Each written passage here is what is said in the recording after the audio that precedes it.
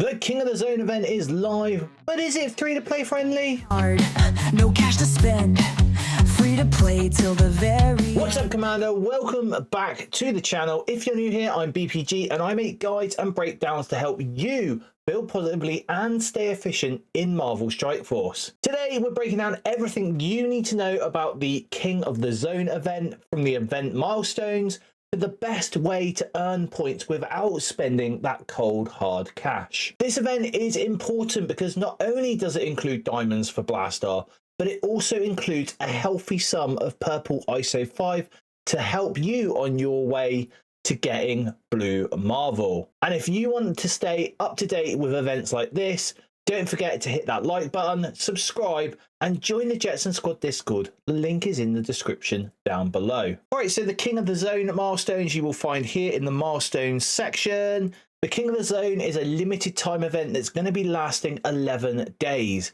It also has a leaderboard attached to it with some very nice rewards, including diamonds for Blastar and purple ISO 5, along with some G20 skill minis. You're going to be earning points by battling in raids, using Zombie Kestrel in Arena, War, Cosmic Crucible, Blitz, or raids, with additional points if you have her at 5, 6, or 7 yellow stars. However, all these ways of scoring do have a cap on them. There are also uncapped points for spending power cores and for earning Lady Bullseye Diamond Orb fragments. Now let's jump over to the spreadsheets where we can break down all the math for this event. All right, so here we are in our spreadsheet that we use to track these events, and the total milestone points for this event is 900,000. Now, free to play limit here I've got down as 187,000. And that is literally if all you are going to do is do the free-to-play input of battling in raids and the free-to-play input of going to the web store daily to collect your daily free claim. That is the points that you will cap out at. As you can see, we have multiple ways of scoring in this event. We have battling in raids, which we're going to get 1,500 points per raid battle. That's 132,000 points total as a limit. We then have points for battling in Arena, War, Crucible, Blitz, or Raid with Zombie Kestrel. Now, if you've got her unlocked, which if you followed my guide from the other week about how to unlock her, you should be able to get those 10,000 points easy peasy. There is also extra points if you have got her at 5, 6, or 7 yellow stars, with the 7 yellow stars worth a considerable amount of points. Now, we do have two uncapped scoring methods in this event. The first one is to spend power cores, where we are going to get 5 points per power core we spend. And we are also going to be able to get points for earning Lady Bullseye Diamond Orb fragments. Again, another 5 points per fragment that we earn. So let's break down the raid section first. And for the raid, because it is limited, we are going to need 88 raid battles over the course of those 11 days for the points limit of 132,000. And that basically means that we need to do 8 raid battles every single day. That should be easy peasy, especially when you consider that you have both the Spotlight 2 raid and the Annihilation raid going on. So now let's move on to some just regular power core expenditure. Now this first one here is the number of cores that you are going to spend on campaign energy refreshes over the 11 days. And this is just if you are doing your 50 power core refreshes to get those 4 energy refreshes every single day on your standard campaign energy. I'm not talking about ISO 8 energy. I'm just talking about campaign energy. Now, there are 5 days left of the Zombie Kestrel event. And in all honesty, she's worth putting your power cores in for, especially with this event, as it is double dipping with those points. So again, we have 1,250 power cores that we can spend because there is only 5 days left of that event at time of recording.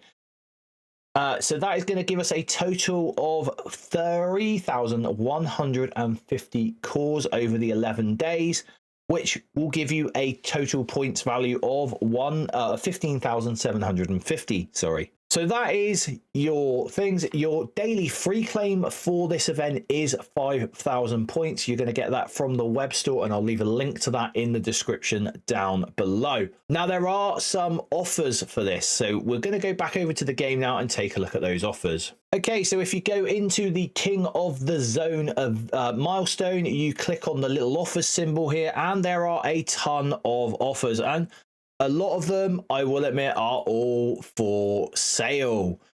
You've got some really, really good ones here for sale. Some here with Gear Tier 20 if you're missing some Mystic minis or some Mutant minis. There's one here with some training materials and some gold. I probably wouldn't recommend buying that one very much. But this is what we're interested in as free-to-play players. Now, we have one offer here, which is 6,000 points. It's going to cost you 800 power cores. And we've got one here, which is going to give you 1,000 points plus one Lady Bullseye Diamond Orb, which is 2,000 fragments. And that is going to cost you 4,500 points. Now, this is only if you really, really, really are wanting to push on this leaderboard, which, as I said, I would recommend. But what's going to give you your best bang for buck? Okay, so let's take a look at what is the best bang for buck where these offers are concerned. So offer number one, which was that one that cost us 800 power cores, giving us 6,000 points. That is going to give us a total of 10,000 points per time we buy that. And that is a points to core ratio of 13 points per power core. That is pretty damn good. Offer number two, that's going to cost you 4,500 power cores.